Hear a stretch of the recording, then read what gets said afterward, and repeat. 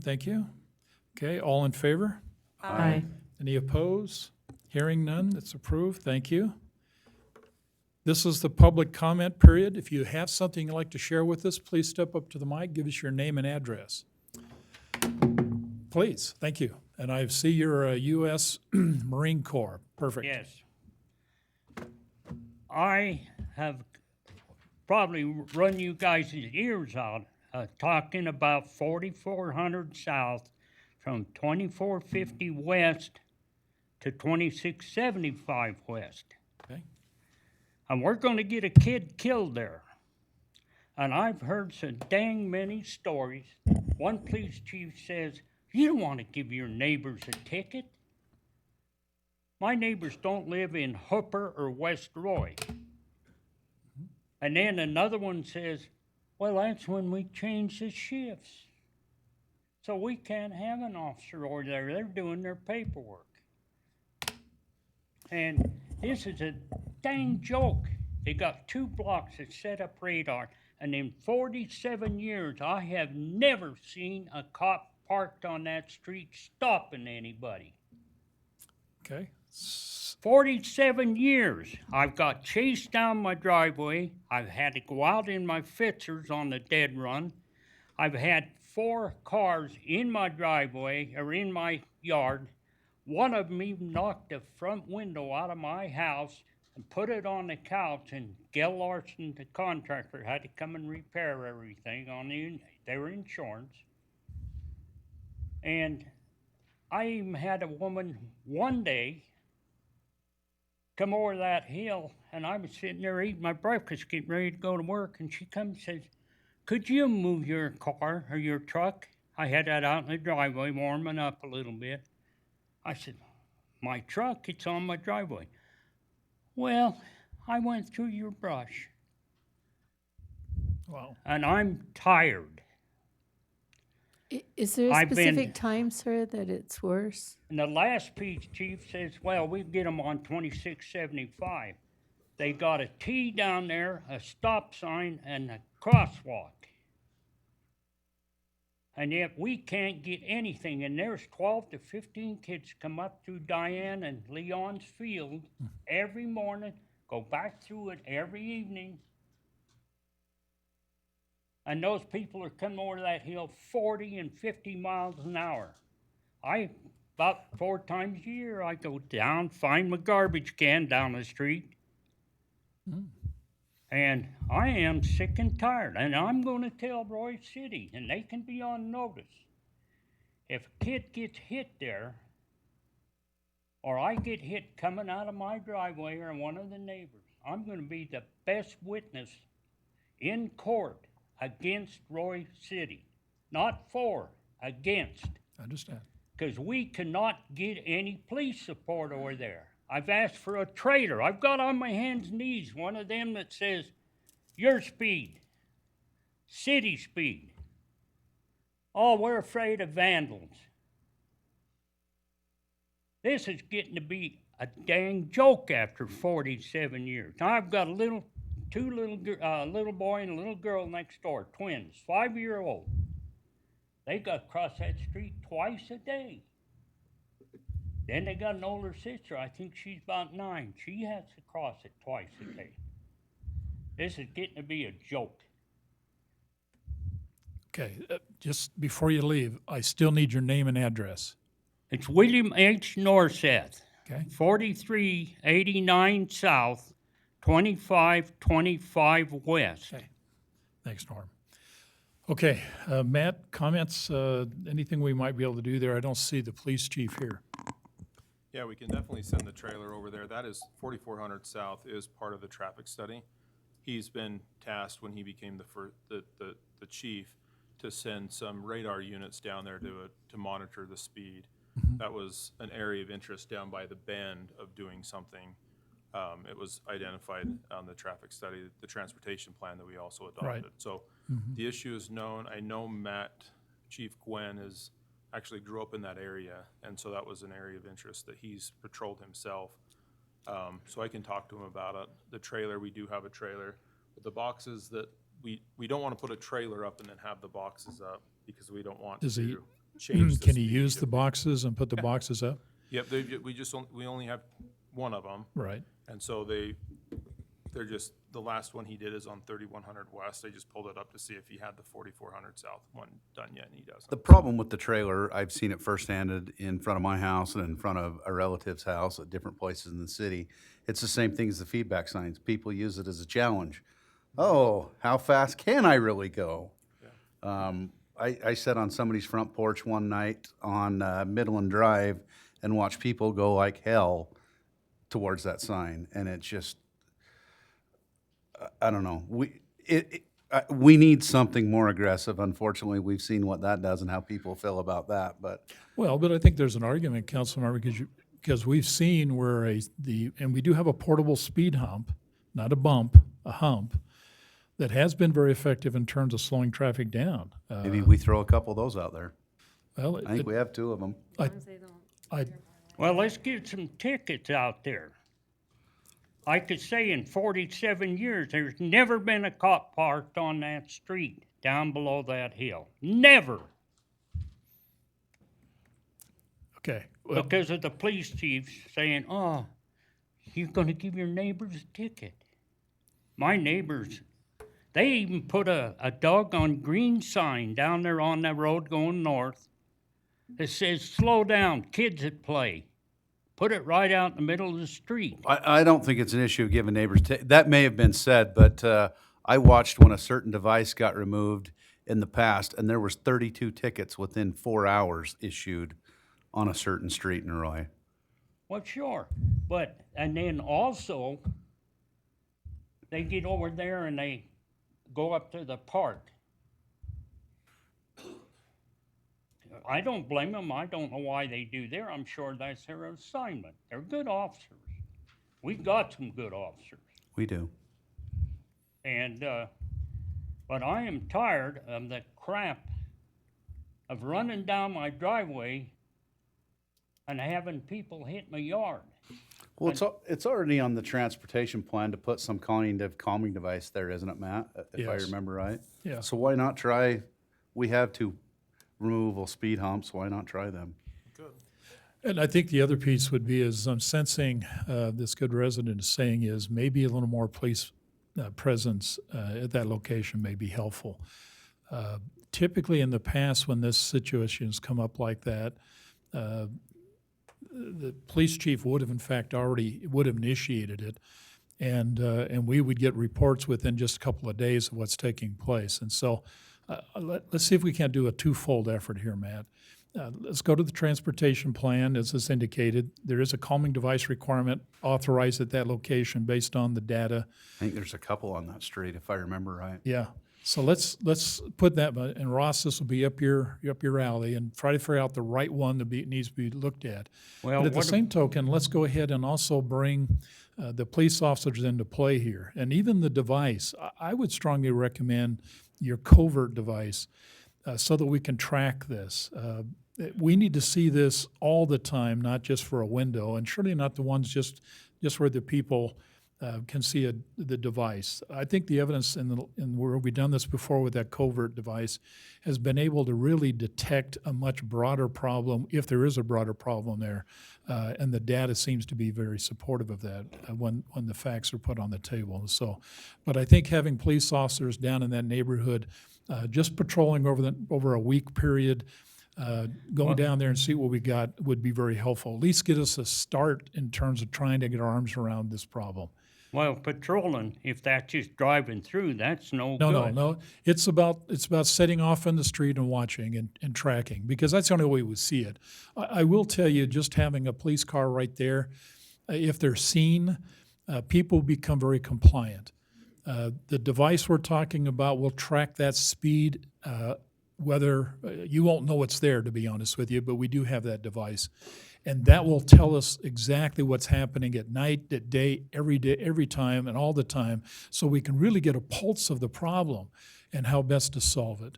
But I think at least in terms of getting a police officer down in your area to start looking at patrolling, set up to see if we can't trap that. We've done that in other places. It's been very effective. When Councilmember Paul says that in one spot, he wrote 30-some-odd tickets. I know where that spot was, and it came up as part of the conversation in this council meeting, and it got the attention, and it does work. So I think we can help in that way, Matt.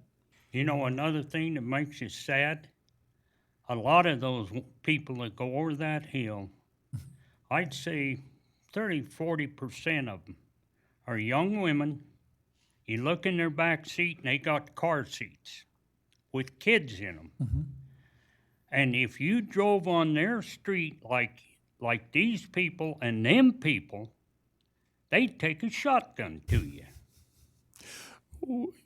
I think they're probably a little more caring. I would agree with that. Hopefully not with the shotgun, but definitely more caring. Well, try a ball bat. There you go.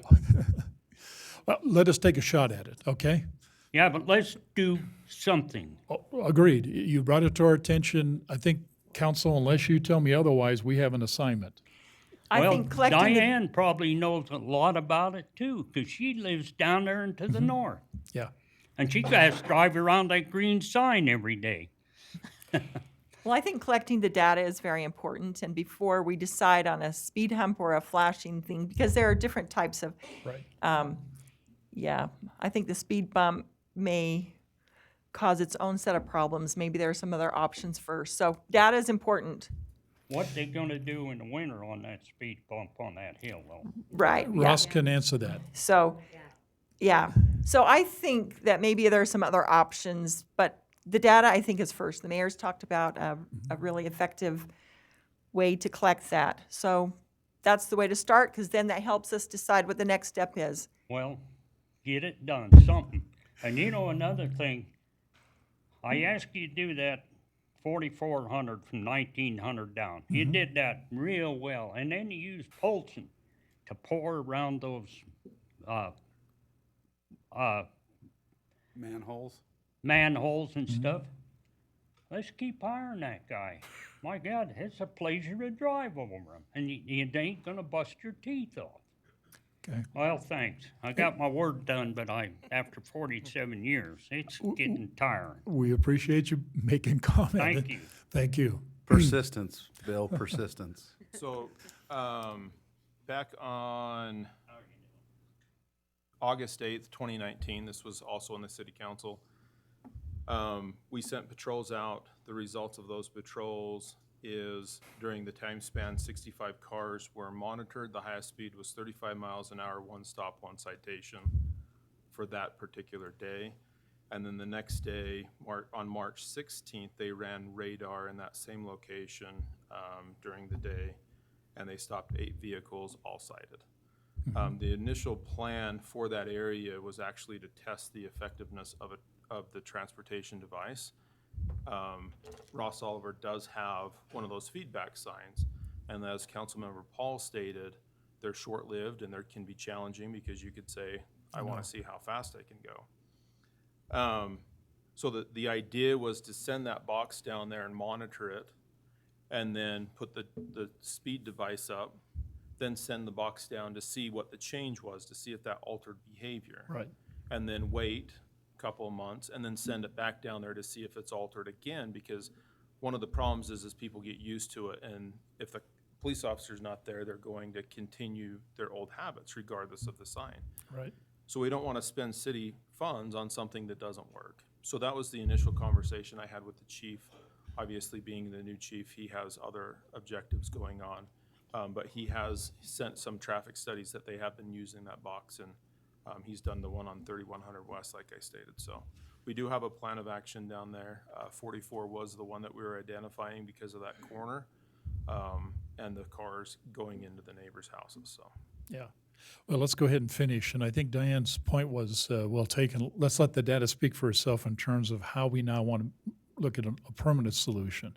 If the transportation plan basically says put a calming device, let's see what the data comes back and points to a solution, and then let's come back and talk about what that calming device really should be to make it effective.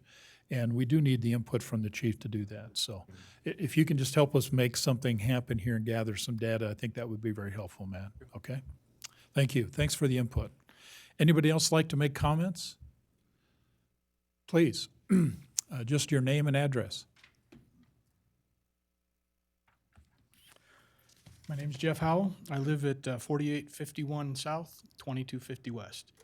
And I have a question about the cemetery, which you might already tell me it's resolved, but I think it was last month in the Roy Connection magazine, it said, there are no spaces at the cemetery, but there was no plan in there or in this month to say, when will there be? And I've been reading on the 5600 expansion on the plans to grow the business and the tax base in Roy, but I don't see anything about where's the new cemetery? Or are we going to allow double stacking in the existing cemetery? So I've had my name on the list to come up with a plot for a lot of years. When one comes available, they're supposed to call me. I'm not looking really hard, fast to get in there, but I want to plan for the future. And so I thought since tonight it said there was city council meeting and next week is planning meeting and they were looking for some volunteers, I would come and see how this process works and where these things are racked and stacked. Where would I go to look to see what the plan is for cemetery development in Roy? So if it's done, great. Tell me that and I'll keep pursuing. Otherwise, tell me what to stay back and wait for. Well, good question, Jeff. Let me just indicate to you is that, as you may know, Roy City is pretty well built out, but there are at least two properties that we're aware of right now that have strong potentials to be a cemetery. One happens to be on the south side, the other happens to be on the north side. We are aggressively working that. I know I keep saying that, but UTA, it involves UTA, it involves the property owner. It's very complex. Matt and I have a meeting on the 14th of September, finally, after submitting our request, where we're going to do a Zoom meeting with UTA. That's the last one we need. If UTA comes back and we can find a solution with UTA, then we're ready to make some public announcements on where we're moving with the cemetery. If they don't, if they come back with a different discussion or a different answer, then we've got to back up. It'll take us a month or two to back up and redirect. But we're very close, and I hate to say that, but we're very close in terms of getting this locked down. Jeff, I will tell you, there's not a council member sitting up here who has not been approached by residents who have asked us, I've lived here my entire life. I want to be buried here. And as you just stated very clearly, our current cemetery has no options. Unless Travis can tell me that there's a solution of a little strip of property that's on the north side of our existing cemetery, we are built out, or maybe a better word, we are buried out. There's no room at the end. There's no room. But we need to do that, and we've made a commitment to do that. And for the last 3.5 years, we've been working on that. And why it takes so long, I cannot explain. It has no rational reason. But just trust me, it's paramount to this council. We're very close to it. We're ready to put this in place. But I will tell you, Jeff, it's just waiting for a UTA decision. If we get that decision, then we're ready and we're ready to move on it. And it looks very favorable. Property owners excited about it. Developers excited about it. Roy City is excited about it. All of the players are ready, bought in. We're just waiting for UTA to buy in, and then we are there. So give us a few more weeks to make the public announcement, and we hope to have that avenue. It will take time for the Parks Recs to develop the place, but once we secure the land, then we can start the planning to develop it. And that's what we wanted to do, okay? What is the, in the alternative, what is the reason to not allow double stacking in the current cemetery? I can't answer that. Travis, you have any feel for that? I think it's Let me do a little research on that, and I'll get your name and number, and I'll be back. I think at one time, I might be out of turn, but I thought we'd talked about it and it was water level, that the water level there was too high to be able to go double depth. Typically it would be a water. When they do a perk test, water would be a key to that. But the current cemetery is sitting on top of Roy. I mean, it's one of the highest points in And Roy. it's chock full of rocks. And it's, So we got good so the drainage. question would be is, I think Travis would need to answer that question. I don't think water's the issue, but I think it warrants a conversation to see if there's alternatives that could be considered. And I think we should ask those alternatives and look at those for the current cemetery. But I hope before he even has an answer, I'm hoping we'll have an answer about the future cemetery because it is so close. And I hate to just keep dragging that out, but I'm telling you, it is close. It is real close. We're just waiting for UTA, and I hope to have an answer by the 14th, okay? All right, thank you. Thanks, Jeff. Anybody else would like to share a thought? Okay. Oh, perfect. If you can just give us your name and address. Thank you. Hi, I'm Tim Higgs, 5381 South, 3400 West. And I just have an observation and maybe a suggestion. We've had over the last several years, as all of you know, the beautification efforts that have been going on in the city. We've got the roundabouts, we've got the entrances, we've got the waterfalls. But since we've had the two businesses move out of the corner of 5600 and 1900, the Sinclair Station and the restaurant, Yeah. we now have weeds 4 foot high there.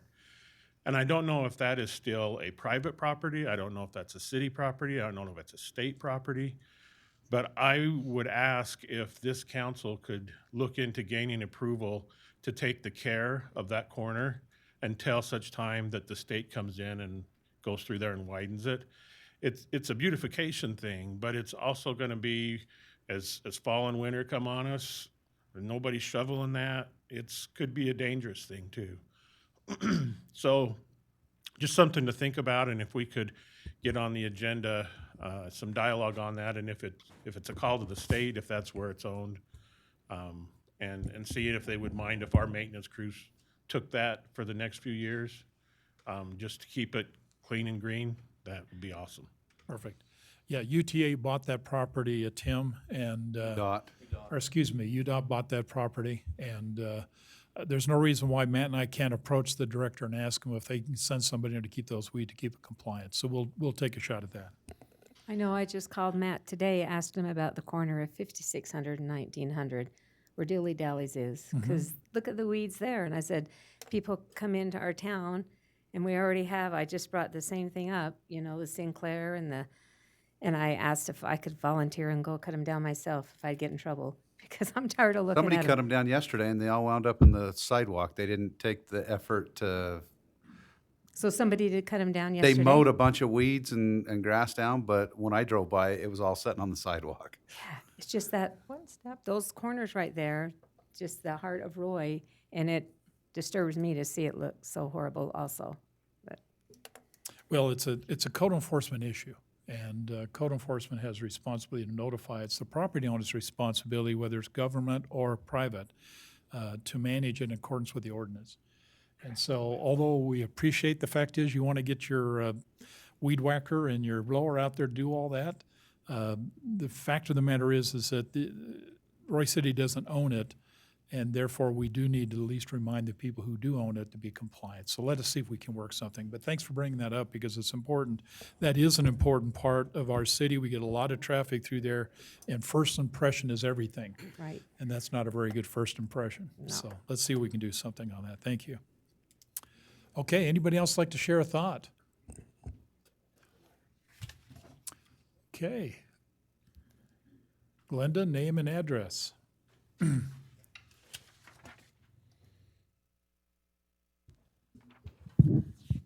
Glenda Moore, 2088 West, 3825 South, Roy. And I had sent in an email to admin asking that these be addressed in the meeting, and nobody said anything. So I thought I'd get up and ask. What's the status of the improvements to the dog park? Is there going to be a new dog park or improvements to the existing one? What is the status of the Roy City website? Are improvements planned where the roadway intersects the train tracks on 4800? If so, has UDOT given a timeline? Could the city install dog poop picker-upper dispensers, bag dispensers, at the trail crossings and keep them stocked with bags? Also, if there are not garbage cans at the crossings, could they please be added? And the last two are from Facebook.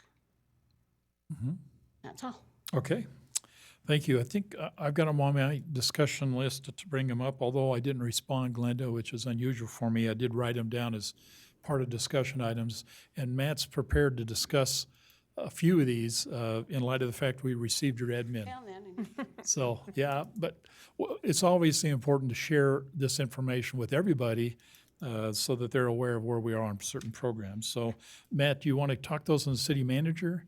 Okay, I've got a list of them, so let's bring them up there. But thank you, great comments. Okay, anybody else like to share a thought? Okay. Randy, name and address? Randy Skadden, 4433 South, 1800 West. Just a quick point of clarification on, I think they're gathering snacks for the 9/11 memorial for first responders. I had somebody reach out to me. They came into the city office building and nobody knew where they were supposed to go. So who's supposed to, I guess, own taking those types of things in? Because I need to bring some stuff in later this week too. So Yeah. it's right over by the main entrance over by the utility department. 'Kay. Every once in a while it disappears because somebody in Taylor's staff comes and picks it up. and Gotcha. takes it. One night, the news came with Jenny Taylor as well, and it disappeared, and we were all frantically looking for it as well. Okay. And they had it out in the parking lot. So, Go figure. Okay. Is there any like signage up or anything as you walk in? it's to just say- right when you walk in the door. Just over here. Okay. Perfect. Or- That's it. Is today the last day? Okay. I'll just.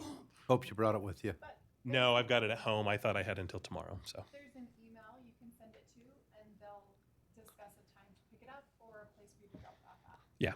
Perfect. Okay. Thank you so much. Thank you. Good comment, Randy. Thank you. Anybody else like to share a thought? Okay, then we'll jump out of public comment period. We do have action items. This is action items resolution 21-20, a resolution approving and authorizing the execution of interlocal agreement between Roy City and Weber School District. So, Travis, looks like you're talking. Yes, sir. Perfect. Yes, sir. Mayor and members of council, thanks for the opportunity to speak here tonight. I'd like to discuss Resolution 21-20, and it's an agreement between Roy City and Weber County School District for the use and maintenance of Roy Junior High's older gymnasium. It's a great opportunity to have great access to a great facility. In full disclosure, looking at the agreement, we did have a couple of questions and concerns, and we've since had conversations with members of the school district. Some of them I'll briefly talk about, and other ones I'll go into more detail. The first one was about scheduling and how we would do that, and we've worked that out. We'll book it every night, and then we'll come back to them and let them know which nights we won't be using it. Operating costs, we wanted to discuss if we were going to have to pay for, historically in other facilities, we pay for supervisors and or custodians or both. And we wouldn't have to do it, but there would maybe be some light cleaning on our part. The third one, which was probably the main one, was there was talk about maintenance, and specifically the maintenance of HVAC and roof, which, frankly speaking, caused me to call him up and say, do we have concerns about the current HVAC and roof? Which he assured me he didn't. He was not in the office when we spoke and is supposed to get back to me tomorrow. But what he proposed we do is in the agreement put in there that it would all be prorated. An example of what that means is if the life expectancy of the HVAC unit was 10 years, and say in 2022 it went out, the HVAC went out, we would only be, and let's say it was a $20,000 repair, we would only be responsible for 1 year of that, half of 1 year of that. So that $20,000, if it went out next year, would cost Roy City $1,000 to be replacing that. The fact that he's working on and has to get with attorneys to work out that language, I would leave it up to you guys. If you wanted to wait to get that before approving this, I would leave that up to you. I don't question the honesty of the school district or anything like that. I'm not concerned. The fact that we had the dialogue made me feel significantly better about it all. Okay. Great comments, because I had some similar conversation or comments I wanted to make on that, and you've probably answered those, Travis. So I was going to ask you, what's the obligation by signing this resolution? You define that, the scheduling, operating costs, maintenance, and Morgan, you did send us a copy of what appears to be the interlocal agreement, which allowed us now to go into much detail. If I understand what you've just said, the question I think the council needs to decide whether or not we're going to approve the resolution but not sign the agreement. We can sign the resolution but not sign the agreement because it does require the mayor or the mayor designee and the attorney, Andy, until this particular agreement is updated based on what you just said. Sure. That's what I think understood.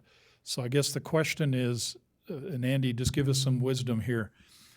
Should we go ahead and agree to approve the resolution predicated on an updated agreement, or wait and table this until such time that the agreement is in fact forwarded and the council has a chance to read that with the changes that Travis just enlightened us on? Usually I'd say wait, but I wouldn't under these circumstances on this. I think we're fine. There's also a opt-out provision, but we should be getting an addendum to this shortly. So honestly, I'm not concerned. I think it'd be fine if we approved it tonight. Okay, so your advice, legal advice would be is we're on safe grounds based on before I sign it and you sign it, the actual agreement, that the changes that you've identified, and I've written them down, are in fact embedded into the new updated amendment. Okay. We've had nothing but a good relationship with the school district on anything. Okay. So I'm not concerned. Okay. And just for my edification, I do have one more question. I got the obligation. This may seem simple, but I think, Travis, for the record, it'd be important. What do you plan to do with that gym? Obviously, we plan on running and housing a lot of our basketball programs, volleyball programs potentially as well. It's going to give us an opportunity, maybe not so much this year, but moving forward, budget, we'll have to work things into budget to run additional programming. Those are things staff and I will figure out of the best use and maybe amenities that the community wants, and amenities is the wrong word, programming that the community wants and needs. It'll allow us greater access for that. Okay. Where the complex may be overbooked, I know they do spend a lot of winter time doing pickleball in there. You're indicating you can offer, using this facility, other types of programming. Yeah, I'm telling you from 5 to 10 p.m. I believe during the school year that facility is ours, as well as on the weekend. And programming from that point, I don't want to say that yes, that's a program we're going to run, but we're clearly going to look to add additional programming. Okay. Okay. Council, comments, thoughts?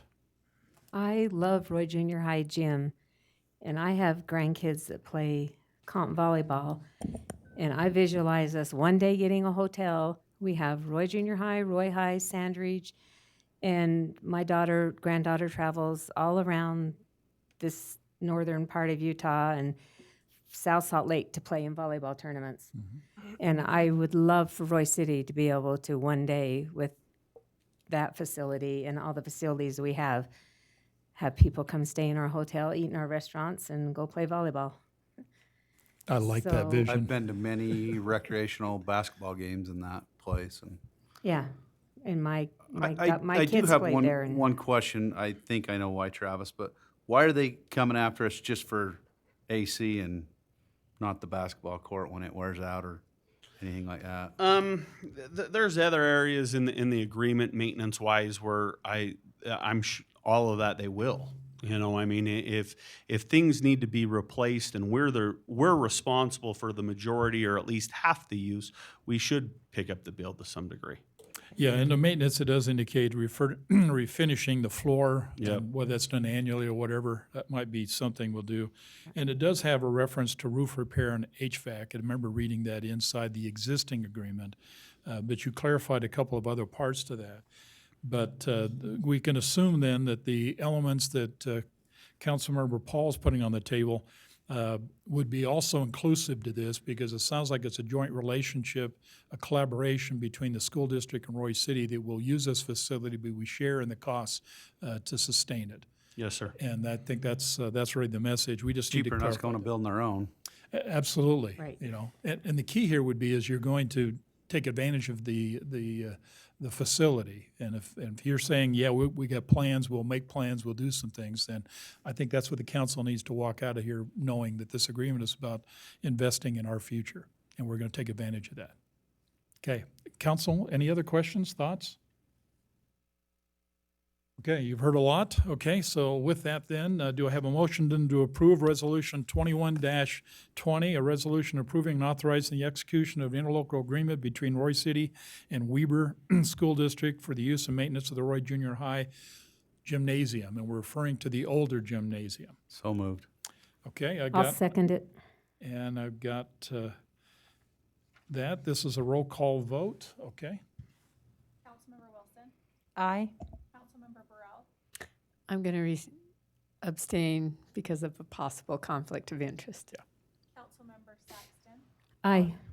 Did you say Jackson or Saxon? Saxton. Okay, sorry. Councilmember Jackson, Aye. Councilmember Paul, Aye. motion carries. Thank you. Okay, thank you, Travis. Good rundown. Okay, we do have a discussion item, and I know this is going to be a favorite for Camille and Matt. They want to talk about the the American Rescue Funds, okay, grants. So we'll go ahead and just, who's going to talk this one? I was Okay. planning on doing it. Perfect, thanks, Matt.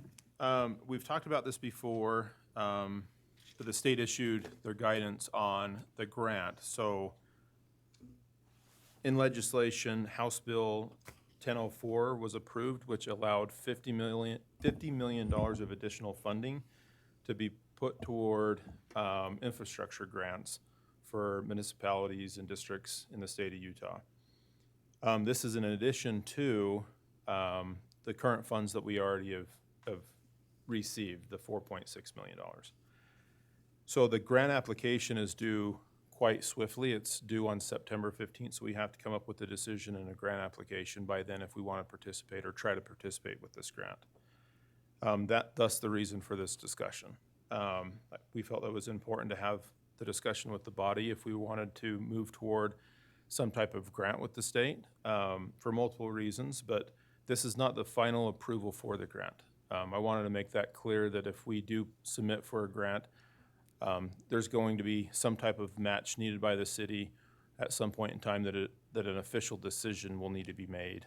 But this is just a direction to even apply for the grant to see if the council had the appetite to do so. So to be clear, this is a housing, a water and sewer, and economic opportunity and recovery, a broadband, and a public health impact grant. The reason why I bring that up is because we were in hopes to be able to do something with the fire department. There's need for infrastructure out there with apparatuses. It was really clear that that is not an option. The options are more with the water and sewer and things like that. So it is an infrastructure bill. It didn't really go into the fact of roads, but it's looking like roads is not part of this. It's going to be more what goes underneath the roads.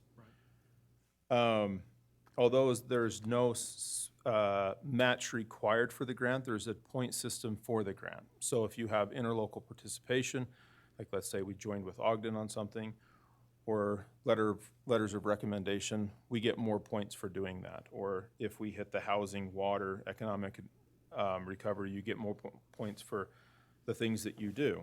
And so we came up with a couple of ideas. There's been a long-going issue with Ogden City. The east side of the city, over by Hertfordshire, is actually sending sewer through Ogden City. With the sewer going through there, we don't have a wheeling agreement. That wheeling agreement expired about 12 years ago. They're wanting to upgrade that system at the tune of about $10 million.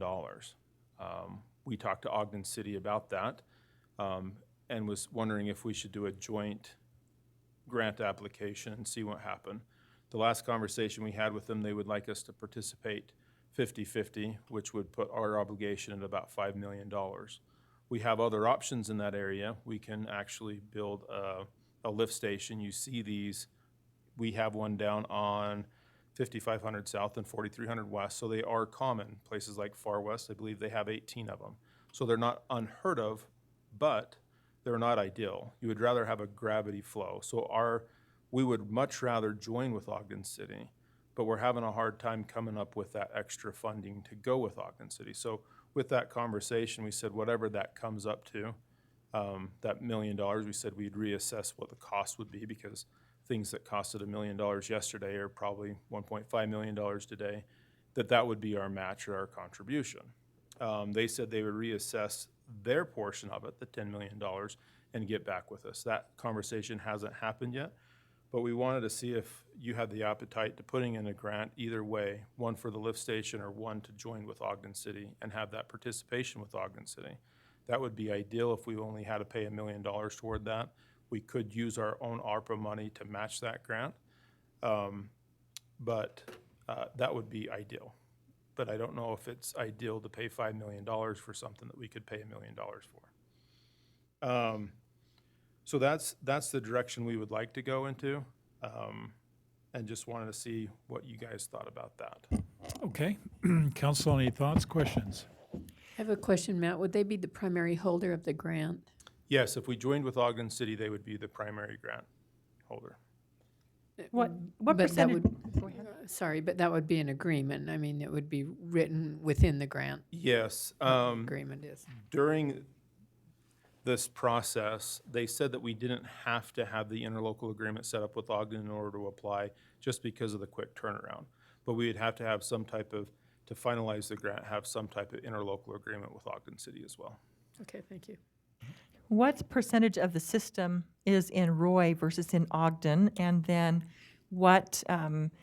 how would that work for the grant portion? Would the grant then be for the full amount of the repair or just for the Roy portion? I'd have to double check, but I believe 100% of the infrastructure actually is in Ogden City. Our lines go up to the border, and then that's what they're talking about upsizing, mainly from the airport on. And so we have a flow of 150 units on average, whatever that means, but it has capacity of 200, and they wanted to upsize that substantially for economic growth at the airport. So what I think I heard you say is that they're wanting us to pay 50% of maybe, and we only have about 5% of the system, but they're wanting us to pay 50% of that, I or? believe our percentage, they said if we decided not to participate, they had plenty of capacity that they would not do the project. That's what they stated. But with our flow going through their system, we would be around 50%, if not higher, of that project right now. That's where our flow, because the only thing that they have is just the airport, and we have all the residents in that area. So the flow is actually more so from us. But they're wanting to do it with the idea in mind that that would give them more leverage on airport development. Correct. And one of the issues that they do have is where that flow goes, it goes into Weber Basin, Central Weber Sewer, not Weber Basin Water. Right. They serve clean water. It's a It go- cross-flow problem. Yeah. It goes under railroad tracks, and anytime you deal with the railroad, it gets kind of expensive, and then also I-15. And so that's why it's such a substantial cost as well. Okay, other questions? So how bad is the system? I mean, I guess they've done cameras to look. I mean, are we at the end of the rope? You mentioned that they've talked about this for a while. So how old is the system? How old is the system, and how much life is there left? They stated the system's adequate, and so I'm not sure on the age of the system. I know that we entered the interlocal agreement 20 years prior to 2012, I think. So it is fairly old, but those sewer lines do last 50 years or so, given the good soil. But Ross, okay. what'd he say? Okay, 1988 is when we went into that agreement. Is that right? But Okay. just from their comments, is suggesting that they wouldn't be doing the project if it wasn't because of our flow. So I'm guessing that they feel like they're comfortable that it's okay. We don't camera the lines or anything like that, so I'm not exactly sure of how well they are maintained. We're gonna have to slow the flow in Herefordshire. So has there been a history of growing. repairs that? There has been one incident that, and it's quite common within cities, is that when you do have a heavy storm, people like to put their storm water in there or their groundwater into the sewer system, which is actually illegal. And they did have a backup at the airport due to people doing that, and that was just in one case. And that was the only issue that we know about. So you mentioned the pump station isn't ideal, but what would the life of a pump station be versus the repairs to Ogden, to the Ogden system, to the current system? That also adds another interesting point, because with the willing agreement with Ogden, they're suggesting that we would double the fees that we pay. We're paying one to Central Weber, so that would increase the fees to Ogden City as well for the willing agreement. That is quite common in cities. We do it to other cities as well.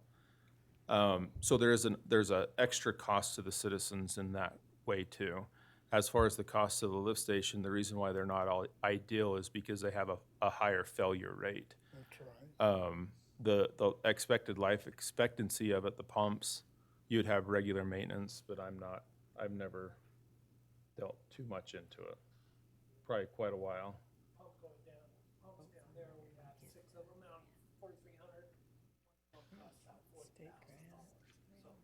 Okay, we have 6 pumps, you're indicating, and about Rebuild. $40,000 for each pump to replace, okay?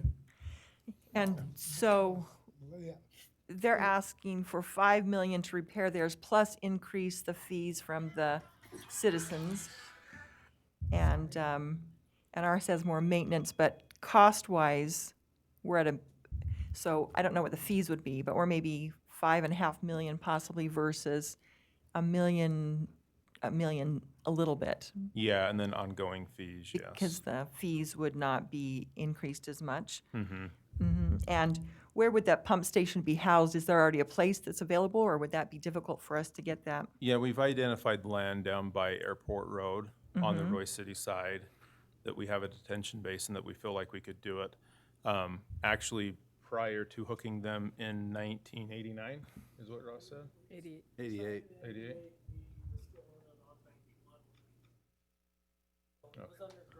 Yeah, so it was, we did have the pump station back then, and it was under the road. We wouldn't do that today.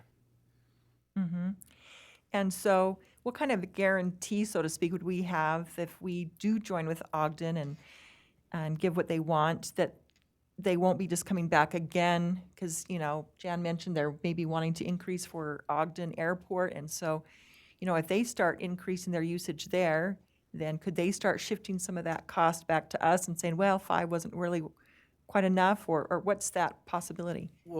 They usually do a term on the contract, so if we do an interlocal agreement, just like the one in 1989, there was a 20-year contract, and that's the guarantee that we'd be paying that for the next is 20 this- years. Is this all predicated on them getting the grant? Correct. Well, So we have to handle the situation. Andy's been working it for about 3 years now, and it's more on Ogden than us to get this taken care of. But this has been something that's been ongoing. This is just a good use or a good possible use for the grant that we've identified. How about we turn up the negotiations, because I think they want something from us on the airport as well. Dang, Go if we ahead, can't open flow that our door. stuff, they can't land their planes and use their terminal on our side of the city. I don't think we get into that kind of a negotiation right now. I know it stinks, but so does the whole topic. So, Yeah, good point. But my apologies, Councilwoman Diane Wilson. But back to your original question. I was just wondering, so if we do the contract and they say 20, so then at least there's 20 years before they will try to push us for more money to do something, because then they would cover it themselves, is what you're saying? Yeah, and that's part of the willing agreement that the next time, but we're in the situation now, and that was 20 years ago. And so we could find ourselves down the line, again, in this situation. You're right on that. There's something about having a city being self-sustaining, and I like that, that we're not relying on another agency to deliver our goods. Okay. So, But please understand, so there's no confusion, we rely upon the water districts and the sewer districts to provide that service. And we are just one city of many cities that goes to the Central Weaver, and they provide that service to all of us. And so whatever improvements, whatever costs are being allocated to the people who live there, the anticipation would be is not only to maintain the system and the personnel that's responsible for it, but hopefully also provide whatever upgrades they have to do. We surely see that in North Davis Sewer District. And so we're hoping those investments that the consumer is investing in that will help us to sustain that over the time. This may be an anomaly only because it's just simply a surface now. They've been, you said Andy's been working this lift station idea for 3 years. It's obviously something needs to be done, but the question's going to be, I think, is it critical that have to be done now?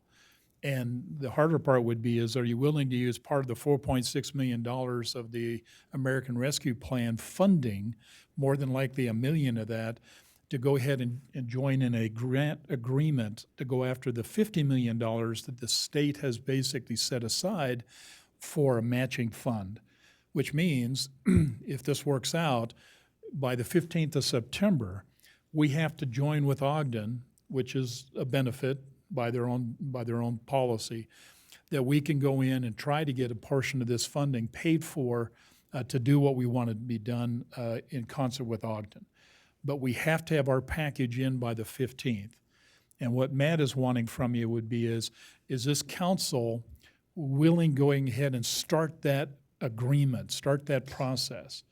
And now, if anything hiccups along the way, we'll just simply back up. But we have to basically have your concurrence before we venture into a agreement with Ogden City to go after this grant money. So is a lot more cities going after this grant? There's only one grant and One grant, $50 million across the across state. the state?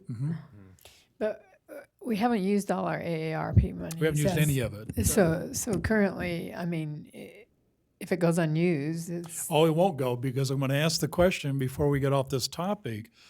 Whatever is left, Matt, Ross, we have got some serious infrastructure when UDOT tears open 5600. And we have got to have a hard question about once they lay down a whole new road on 5600, that's the time to get in there and replace infrastructure and work it. In my opinion, portion or all of the $4.6 million that Roy City is targeted to get under this American Rescue Plan infrastructure, we ought to have a serious conversation to get that to Ross so that Ross can plan to go ahead and start planning to replace as much of the infrastructure, the water, the sewer that the city owns, get that replaced when 5600 is widened. is the clock ticking on when that has to be used? Yes. The- 2024. And so Yes. we would love to do 5600 South. We have to make sure we're within that time lane. Right. Right. And they're going to have their proposals done maybe next week to bid on that project, that we So, would know. so their- both of those ideas would be contingent on some timeframes. Correct. We don't want to say, well, we're withholding an application with the idea in mind that we can fix 5600 if the time frame is too far out to use That's correct. We would the much funding rather for that. see our funding go toward that, yes. Right. Our ARPA funding. And so you're absolutely correct. And so we have to really kind of watch this and work this very carefully. But the one that he's focusing on is part of a grant, going in on a matching fund grant with Ogden relative to the sewer system servicing the east side of Roy. Well, and I mean, if it works, it works, and if it doesn't, then we still have the $1 million there. That we have to come back and reallocate somewhere else. so But- how much ahead. would the money be? How much are we requesting in a grant? I guess we request a certain amount. They're That's- requesting a match, or we're saying we might go up to So $1 million in the what they would grant. like is to do a $5 million grant and have a $2.5 million match from each agency. And we said, well, our limit's probably around the million because that's the offset. And so they're going to calculate what that $10 million project, what it is actually. And maybe they would come to say, well, we'll do it for $1 million because your million's worth it. Or they But if might say, we're not going to do it. Yeah, they might They say we're could. not gonna do it, and the offset of that would be What's that? Where do we get the million? I would propose doing that with our ARPA funds. Because it's new infrastructure that would definitely qualify for them.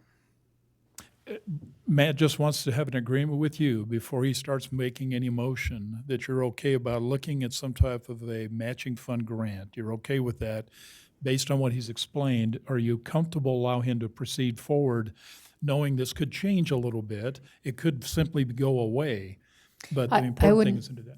For me personally, I wouldn't like to see it go above that million threshold because we can do our own. Right. Again, not ideal, but functional. Okay. So I would keep it at the $1 million threshold. Okay, I'm going to ask for everybody got comments. I'm going to ask Morgan to do a roll call vote. I want to make sure for the record that we know your position about whether you want him to go ahead and proceed going through the grant application process. And I've got a question. So if we don't get the grant, then the decision is how urgent is the pump station versus how urgent is the repair on 5600? And then we would just decide at that time. I believe the pump station would be a little bit more. If we decide not to go in with Ogden, we'd have to act pretty swiftly to Okay, get out of their sewer system. We don't feel like they could just cut us off, but we would act, being outside of that willing agreement, we would have to react fast. thank you. Yeah, good comment. Okay. Any other comments before Morgan goes for a roll call? Paxton's got one. Go ahead, Brian. I have a question. Just wanting to make sure. If we go with Ogden, even though it will serve the airport growth, didn't you say, though, that roughly we'd still only be at about 50% capacity? If we do the project, I Right. think they're upsizing it, and I don't know what the capacity would be. But right now, we're above 50% capacity with what the flow actually is. Okay. So not knowing what developments or anything that they're doing over there, it would be difficult to know. They just want an upsized sewer to allow for the development. Right. But it sounds like, and again, that the line that's currently there would serve capacity for, Whatever they would need if we opt out, yes. if we opt out. Yep, Okay, yep. then that's what I was wondering.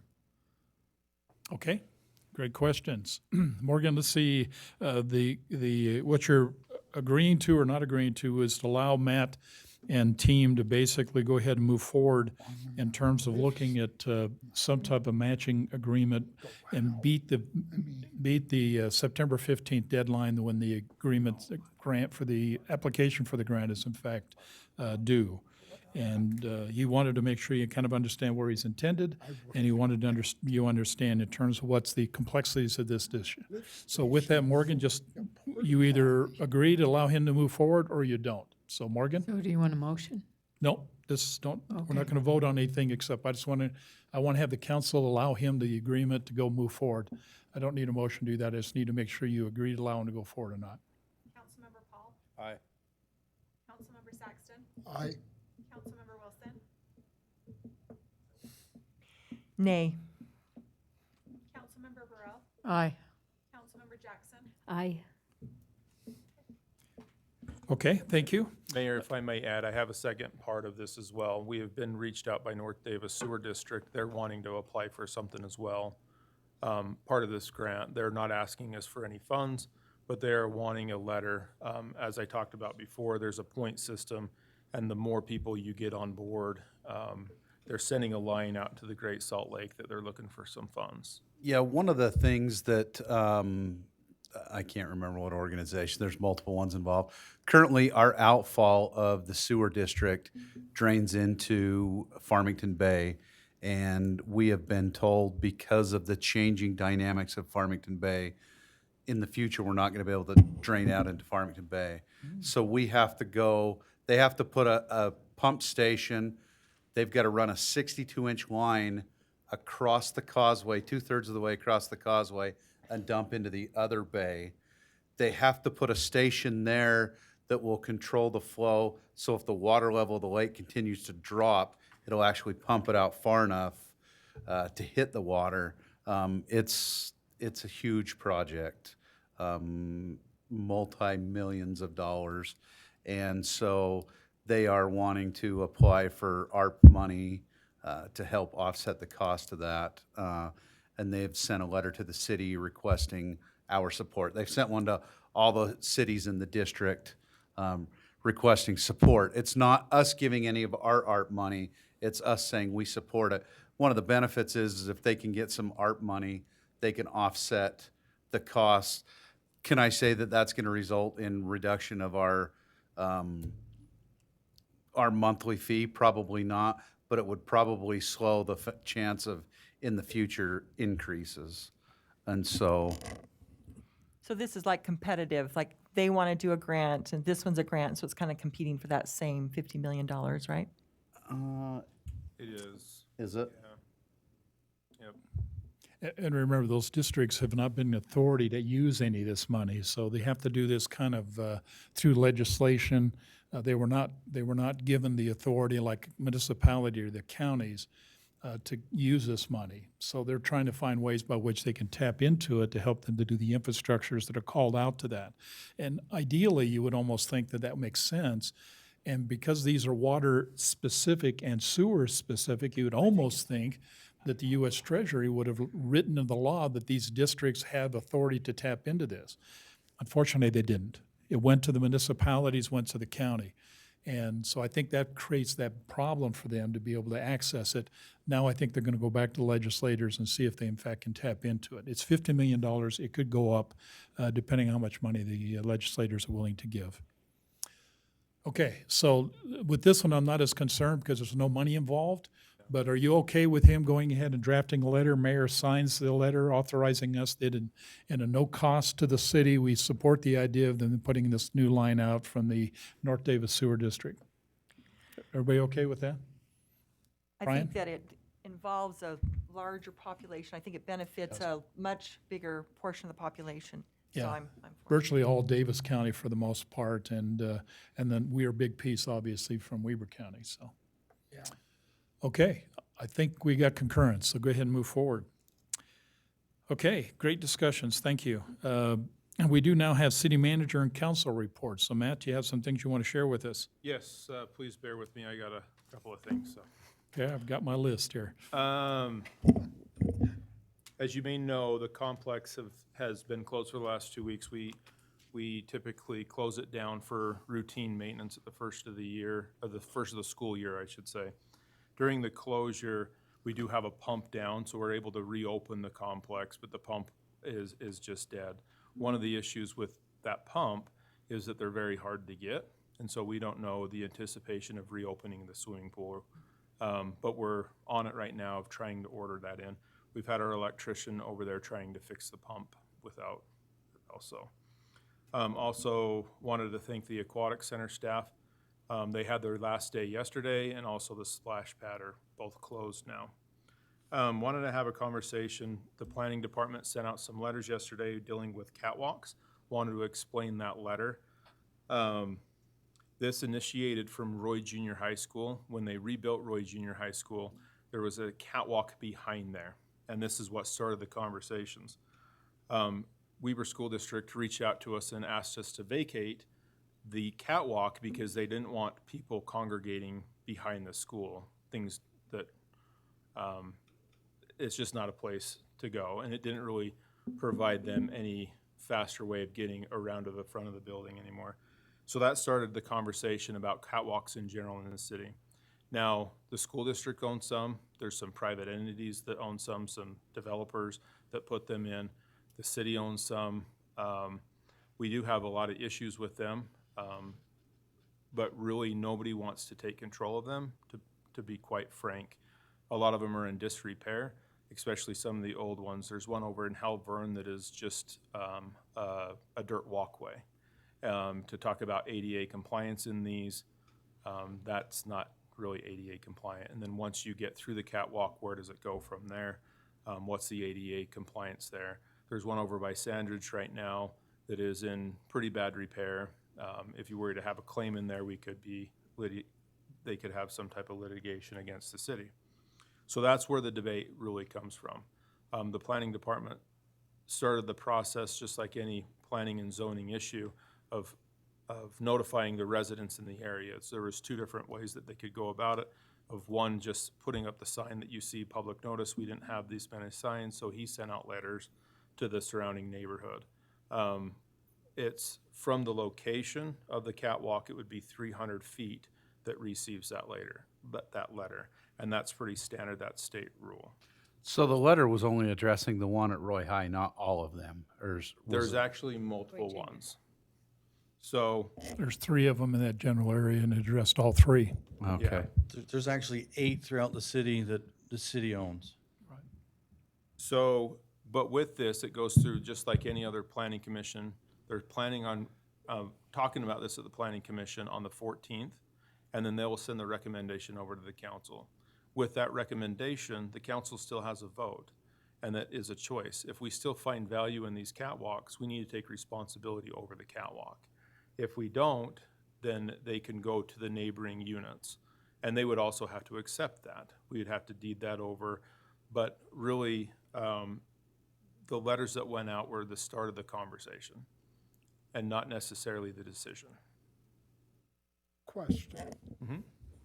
What if we find value in some of them, but we don't find value in all of them? You could most definitely close some and not others. Like there's a definite not an choice all in or there. nothing. It's not an all or nothing. That's It was just part of the process. It all initiated from the junior high that started the discussion. So the junior bringing it high up to wants point. that one capped. Correct. closed. I think Kept closed, has been for Right. a long time anyway. Yeah, I think one of the issues that we do have with the catwalks as well, as administrators of the city, you see a lot of the problems with the catwalks. And the school sees a lot of problems with the catwalks. We don't get to see the value of the catwalks like the citizens do. And so when we talk about closing them, the citizens see the value, but they don't see that Steve gets a call to say, there's a homeless guy in there, can you come get him out? They don't see that that's congregation of the smokers in the junior high school. Creating havoc. Things like that, yes. That's the issues that we see with the catwalks. Sounds like we almost need to address each one individually. Correct, I agree, yeah. Well, I think the package that you receive, council, identifies the location of all those. And that should give you some clue in terms of which ones you might say, hey, this one appears to be some value, and this one may necessarily need to be considered over. But the important thing I want you to walk away from here is this council will decide that. And you'll decide the quantity and the numbers. You'll decide exactly what you want to do with that. So please give some thought. Planning Commission will take the public meeting. You'll get a recommendation from the Planning Commission. Personally, I still question why the Planning Commission would have authority over this, but I think you've explained it. The council has ultimate responsibility, so let them make the final decision. I think that's how it should be. But the real secret's got to be is that do we have a problem? I think ADA compliance, maintenance responsibilities versus public value. Because I'm not sure, well, I can speak for Brian and me, but we've got some community members brought it to our attention that this sucks, okay? And they're willing to make sure that we know that. And in fact, I wouldn't be surprised if they don't step up here in the meetings and talk to us about that. But the important thing comment will do that. originally will start in planning commission, is Right. that what I'm That's hearing? correct. And to address the mayor's concern, the planning commission is in charge because it's a subdivision ordinance requirement. Just like the zoning ordinance requirements, planning commission makes a recommendation to the council. The subdivision has the same ordinance requirements, 300 feet notification, planning commission, public hearing, council gets gets a recommendation. So that's where it's all following it's the same regardless if it's zoning, subdivision, or signs. It all- Yeah, And is the but I main think, purpose of them a shortcut? yeah, So Some you don't gotta cases, walk all yes. the way around the neighborhood, you can Yeah. cut through. Right. yeah. Well, the ones at municipal, my kids use those all the time when they went there because all their friends lived in that subdivision west, and that would have been a pain to have to walk Well, I all the know way there's around. one at the Emma Russell. It doesn't benefit the school, but it benefits kids getting to the park. Exactly. Otherwise, you've got to walk way out and around to Right. get into the park. So I think you So should it just does sound address like each it- one separately. That each one needs to be addressed individually, because some of them really are a problem. Well, they can be. And again, I think what Matt's suggesting to you, council, would be is that if we're going to assume the responsibility, which we already own them, then the responsibility also assumes do we maintain them and have to maintain them ADA compliant. The other part of this conversation is that we're going to have to sell this land owned by Roy City to hopefully the owners of the property next to May or may them, not want to buy. who may or may not want them. I And mean, they the- might maintain it for a while, but then who's gonna take over if they get ill or pass away? Parks and Rec or Public Works. Okay. So there's a lot of moving parts here, but you have to balance the desire of the public to have access to mostly our parks rather than walking around the blocks, Parks or schools. okay, and schools versus the necessity to maintain them to the level by which they need to be maintained. So the one that's in the biggest question that they're asking to close, is there benefit of leaving it open? Does it, It now goes that they've right in- rebuilt the school, does It it? goes right in the back corner of that school. And so, and it goes along the Can I property. address I that? need to go Closed for for a a drive on the long way The, time. home. the two property owners to the south and the north have already closed it with a piece of plywood. Right. Then you go back there, the school's already put a fence closing it off. The reason why it comes up is they've had 3 homeless people sleeping back there, so the homeowners are concerned. The school doesn't want it. They've written a letter saying, get rid of it. In So it fact, sounds they like this just is the one closed- that makes sense. We're just gonna have to look at each one Well, individually. Yeah, some of that, and the planning commission will look at them individually, make recommendations individually, and let you know, so Works for me. it's, Let the process It's just proceed. starting the yeah, it's just conversation. the process. Thank you. And if you do have residents, and we've all got residents, or at least a couple of us got residents that are basically voicing opinion, let them start with the planning commission, and then they can bring it to the council. But at least let's start the discussion and let them know. And by the way, nothing is locked in until you decide. Fair enough? But it needs to start at the right place, which it sounds Well, like and I agree. the planning commission is But the right planning place to commission doesn't start. sell property. And that was the piece I didn't know. I mean, I knew, but I didn't get confirmation. The planning commission does not have the authority to sell that property to a resident or offer that sale. You do. And I just want to make sure where the, Recommend closure, but they can't. they finalize can the recommend, but the process. decision to close means that then the city have to approach the landowner and ask them to purchase. And you can sell it for $1. And they can tear the old fence down and put another fence up, and now they own that piece of land. But only the council has the authority to make that decision, and that's important to know that, okay? So we own the property on every single one of those catwalks. Well, if we don't, we should, and that brings another point, and I'm Yeah. concerned about would be is how in the heck did property owners put and board up a public property? There's no authority unless I've read something different that they can put a fence up or restrict that access. Roy City has the authority to do that, but not, It's a code enforcement not issue. a resident. And the city doesn't own all of them, so if you do see a catwalk, the city doesn't necessarily own all of them. Sometimes there's a developer over, an old development over on the backside of the football field that has a catwalk. And we were having an issue with people taking down the fence. And it was actually when they developed the property there, they put a catwalk in for their development. It's assumed that the city owned it, but we don't. And we don't. I think Steve said we got 8. Let's focus on the 8, and we'll kind of figure out where we go from there. And you should, in your packet, get a picture of exactly what 8 are, and that'd be a good starting point to get you prepped for this, okay? Matt, do you have anything else you'd like to share with us? Yeah, picture retakes. If you would like to have a retake or see your picture that was taken out front, please get with Morgan. And we are going to be rescheduling pictures for those that Oh, wish. that means they're bad. The edits weren't as good. They didn't clean up the jaws and get the shine off my Oh, forehead. good. Just give us a timeline, Morgan, when you got a window open, and we'll go. October 5th, October 5th, would you put that on your calendar? if Oc- you want one. If you October don't, 5th? Picture for the I new picture? probably don't need one. Yeah. It's not necessarily the picture for the hallway, it's the picture for the website. No, Oh, but Yeah. my picture is horrible. So have you put that on your calendar? Matt, anything else? So we talked about flip your strip before. We sent the information over to Weaver Basin Water, and I did talk to Weaver Basin today about this, and he sent me over an email talking about the requirements. They reviewed our ordinance and said that what we need to do to comply. So there's two components to this. The first component is that you need to be flexible to have that available in your ordinance to have non-turf basically in your park strip. We do comply with that.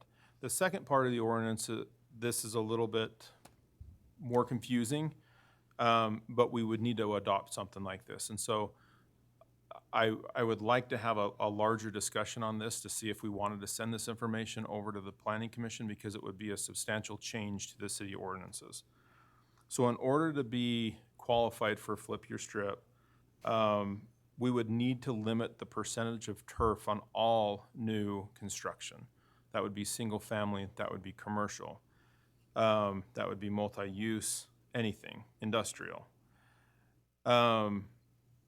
In general, there would be no turf allowed in park strips or any section that is 8 feet or less. Also, that limitation of turf would need to be less than 35% of the irrigated space on a single-family dwelling. So you would have to exclude your house, exclude your driveway, exclude your shed, and it'd have to be 35% or less of turf. And then that is not turf, let's say it would be flower beds, and it would be irrigated, you couldn't just have the regular sprinklers on that. You would have to have a drip system going through that to conserve water. In order to comply, you would have to have 15% on the commercial element. So anything coming in commercially, even multi-use, so some of the mixed-use developments that are potential because of the change in zoning would only be allowed to have 15% of the landscaped turf. On top of that, a small requirement that we would have to say that you'd have to have a water-wise clock for all new construction. So this wouldn't impact anybody that's already here. This would only impact the new growth. New development. So there is quite a caveat to do this, the Flip Your Strip, that we would have to have the Planning Commission go through, and then we'd have to approve it here in council. I think the approach, council, would be is, I think we just need a group of paper, send it to you, look it over, and then we just have to make a decision whether the council believes we need to forward this to the Planning Commission for updates and changes. If you sense, as Matt is suggesting, that there in fact is some real restrictions that they're asking that we may not be able to basically do, let's don't task the Planning Commission to take this on to do this, because I think it'll be a waste of time if you don't support it. So let's get you the facts. He's articulated pretty well, but I'll get it in writing, and then take a look at it, and then we can make a decision whether we move forward. Thank you. You okay with that? Yes, thank you. Okay. And then I got a couple more things. Sorry, I told you to bear with me, and I meant it. The day of service is this Saturday. There's quite a large number of events. If you have any questions about these events, please get with us.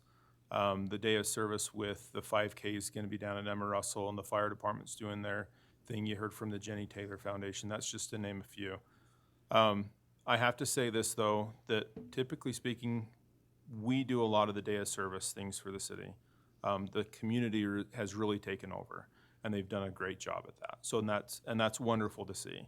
We've kind of taken a back seat approach to this, and we're providing trucks, and we're providing garbage bags, and we're hauling things off. But the people involved in this have really spearheaded everything, Right. and have also done all the advertising and everything, and they've done a fantastic job. So just wanted to say that. And then also, last thing is,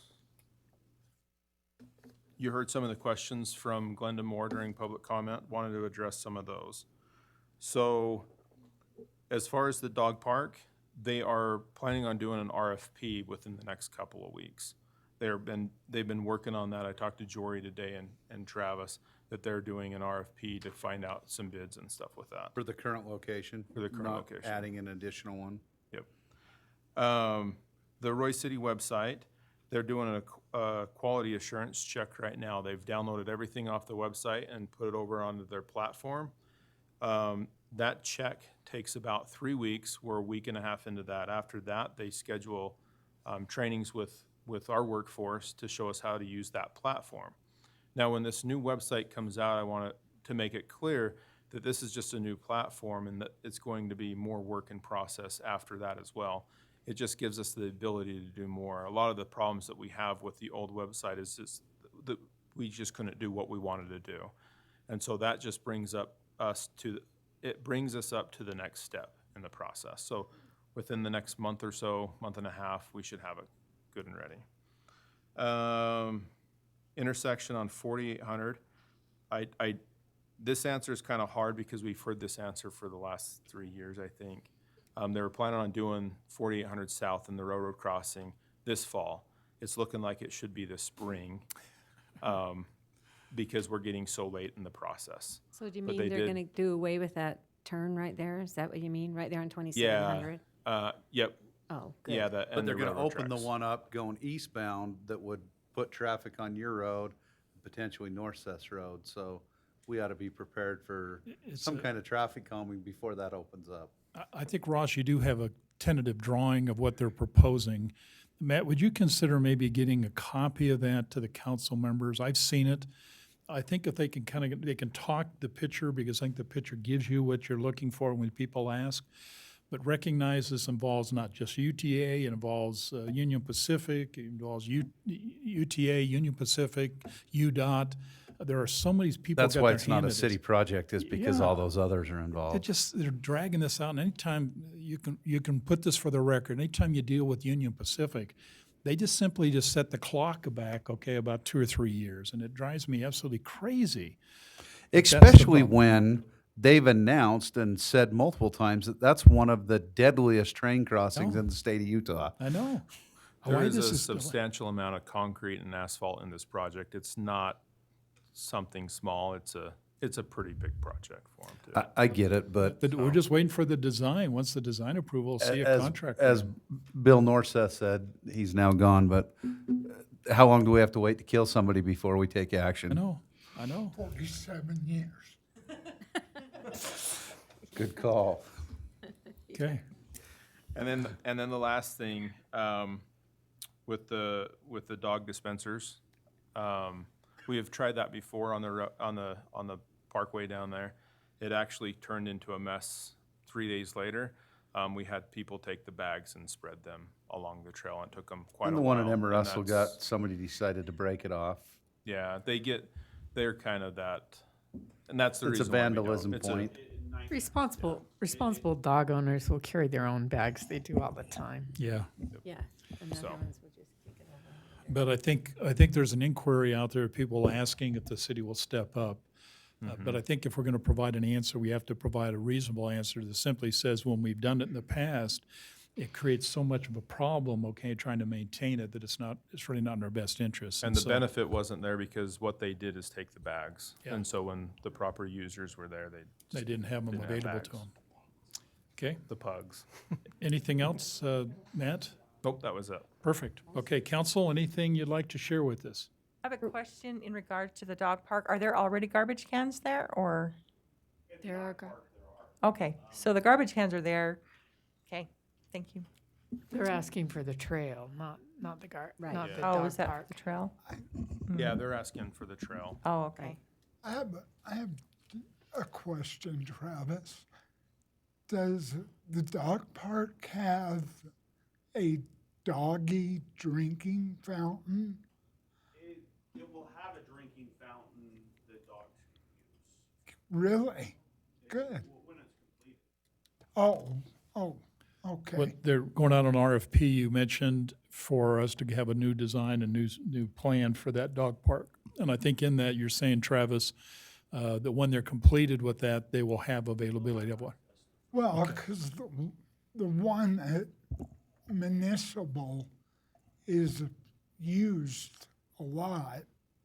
And it also prevents dog walkers from Trail. having a water bottle that they empty, that they just throw on the grass. So So it works there. So anyway, thanks. So Travis, the dog park improvement is part of the ramp grant though, right?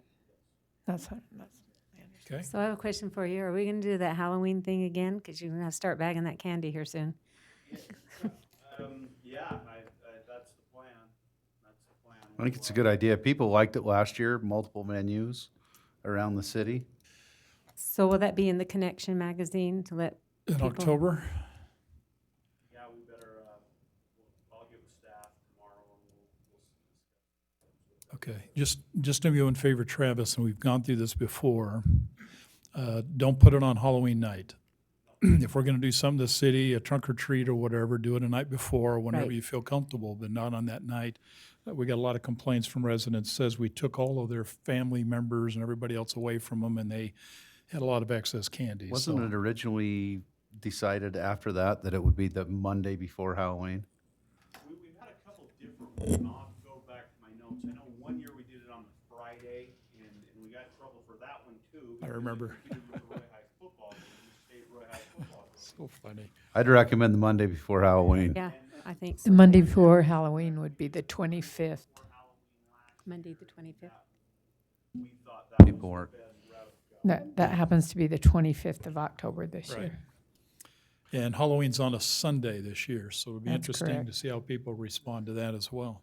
Well, Okay? don't do it Saturday. Yeah, don't do it Saturday or will be the Friday. hot- I, And the same trail, I mean, the same places. I mean, I loved how you did it last year. I loved all those locations. Yeah, we talked about tweaking it a little bit, and I can report back to you, but the general idea is similar. I know did Midland like it. Elementary, they love doing it down there, so make sure you do that Yep, one. the schools liked it if they Yeah. had the opportunity to participate. Yeah, just let us know what you got planned, and I'm sure the word will get out, okay? Thank you, perfect. I've got a world stewardship gets return out. and report. Are you done? Sorry, I didn't mean to. Yeah. So I sit on the board of North Davis Sewer.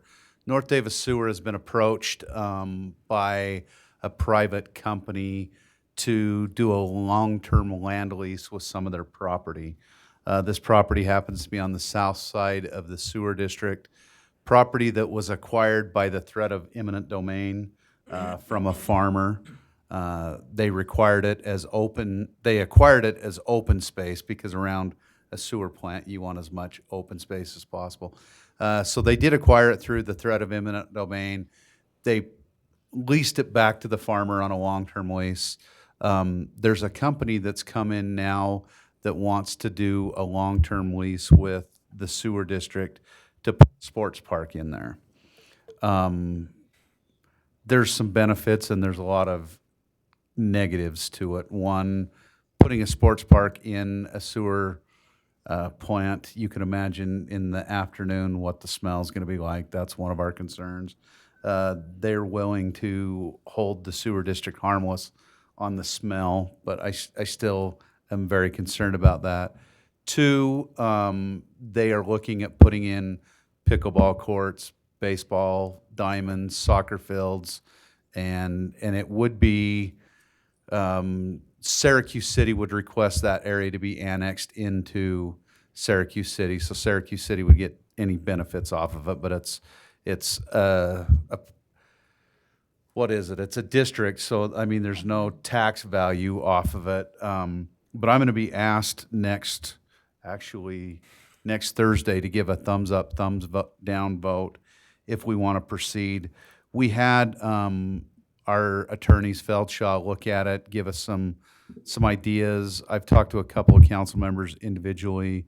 I talked to Matt. There are concerns about taking property from a private citizen and then turn around and leasing it for profit to a private entity. I'd feel much better if Syracuse City come to it and said, hey, we want part of this to be for a soccer field. But as soon as you start building pavilions and diamonds and things like that, it's not easily going to go away if it doesn't work. And like I said, I go out there in the evening for sewer board meeting, and it's fairly quaint smell out there. So I can't see that it works. It does benefit Syracuse drastically, but I don't know that what it does for Syracuse helps the rest of the people in the district. The other thing, I think it puts us in competition with the various cities, parks and recs. They put a bunch of pickleball courts out there and then start doing tournaments, and we're trying to do the same thing here. So I just want to get a pulse from the council and the mayor of, do we support it or not? Is the farmer that was renting it, he's not doing it now, or this is No, in competition? he's still farming the land. So I don't he like the wants- idea of private enterprise competing. Yeah. So He- this is in competition to him. They're trying to They outbid, so to speak. he's at the end of his lease, so they would not carry on his lease and put it into a private partnership, which Oh. I'm not comfortable with. I don't like that. Other comments? Any other comments on that? I've already told Joe Yeah, my opinion. yeah, I agree.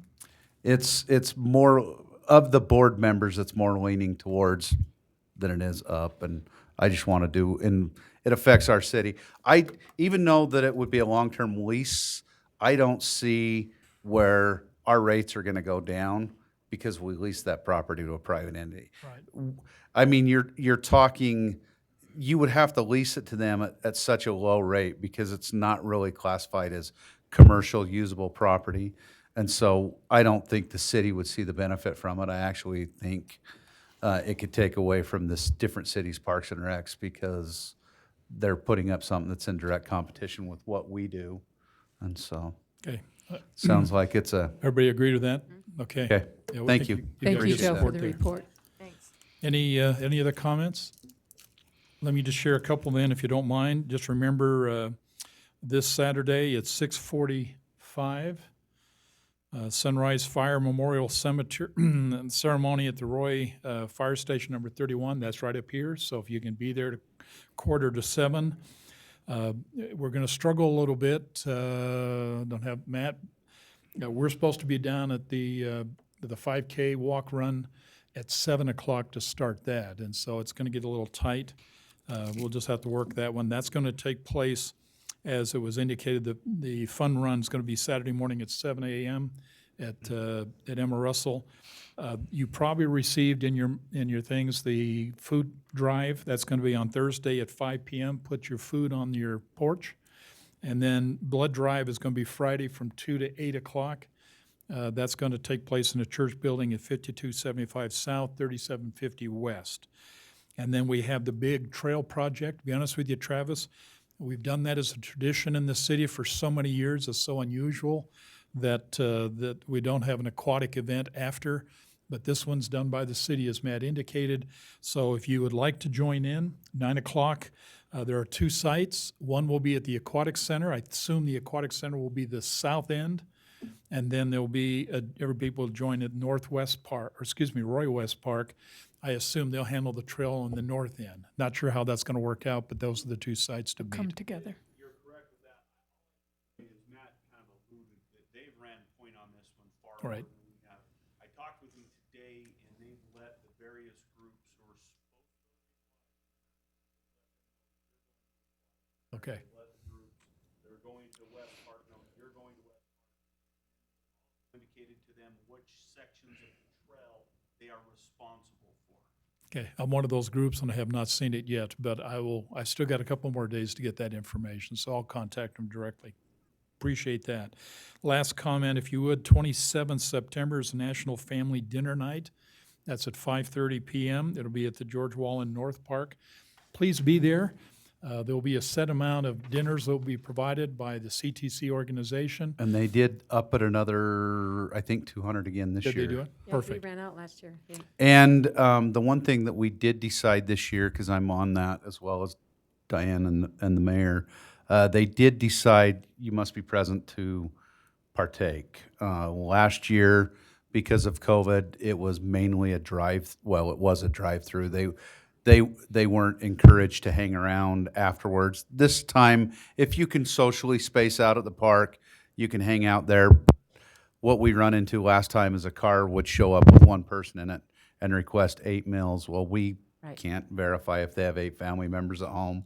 So the whole thing of family dinner is eating together, discussing things. And so if you want to be a part of it, please show up.